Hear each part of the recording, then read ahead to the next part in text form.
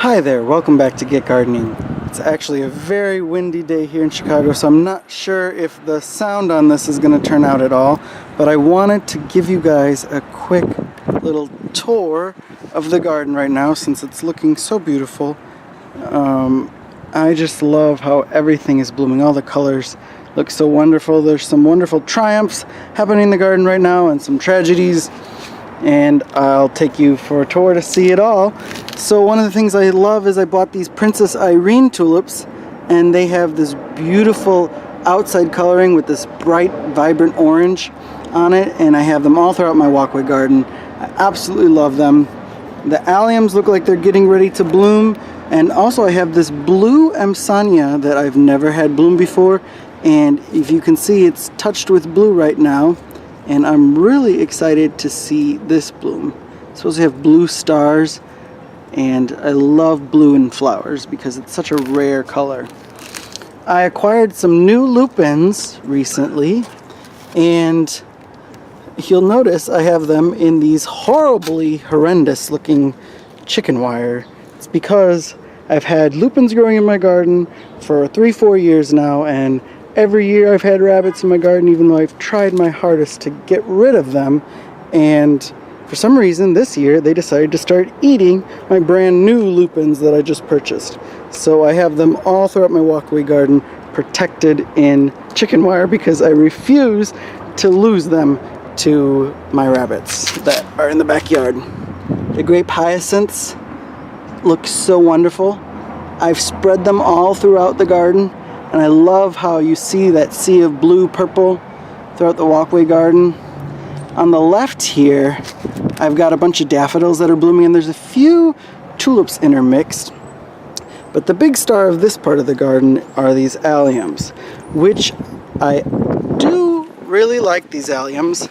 But one thing that I do not like about them is as they start getting ready to bloom, the foliage starts going brown like this, and they kind of look like they're dying, which they are. They're dying back and getting ready just to store all that energy for next year. But in the meantime, my garden is touched with all this dead foliage up on the top. Some tulips intermixed here with these daffodils, and it's the alliums that look really pretty. So what I've done in the past year is I just start cutting them off a little bit here, and as they start browning again, I just keep cutting them down. I don't know if you grow alliums. What are some things you do to help hide this horrible foliage? So what I did didn't seem to harm them, so I might just continue with that again. There's some other things that I'm really looking forward to this year.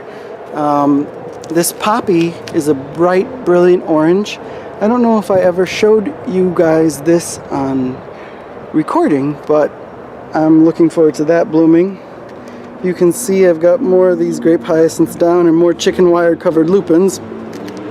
And then my rose garden, which is primarily pink and purple, had the most beautiful array of pink and purple and white tulips blooming last year, close to 300, and I lost, I can't tell you how many, hundreds.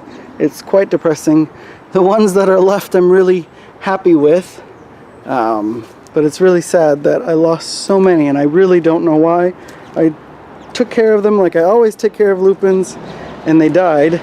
If you have been with me for a while, you will know that last year when these bloomed, there were these tulips in here that I considered a red color, and I wanted to move them, and now those are the only ones that really seem to make it. And now I actually have to say I'm a fan of them. They converted me. They start out at a deeper red color, and then the outside starts to fade to more of a pink blush, and well, they seem to be a little bit hardier than everything else, so well, I'm just happy that they survived. Here's a little purple and white one that are blooming, and there's some more of those Princess Irene tulips that I like, although I'm weary now and hoping that they won't die after this year. One other thing that I noticed is blooming over here is my Phlox. It's a beautiful violet blue color, and I'm hoping that it will stay blooming for the time that this clematis starts opening. It's loaded with buds. I just trained it on a new wire system that I put on my fence, and it's loaded with buds on it. And this is another violet blue color that seems to echo that color behind the dog of the Phlox. And last but not least, I wanted to show you in my garden my almond bushes and magnolia, which have been open for a few days now and are just getting ready to fade away. So thank you guys so much for watching my little garden tour. I hope you enjoyed it and are able to get out there and get gardening.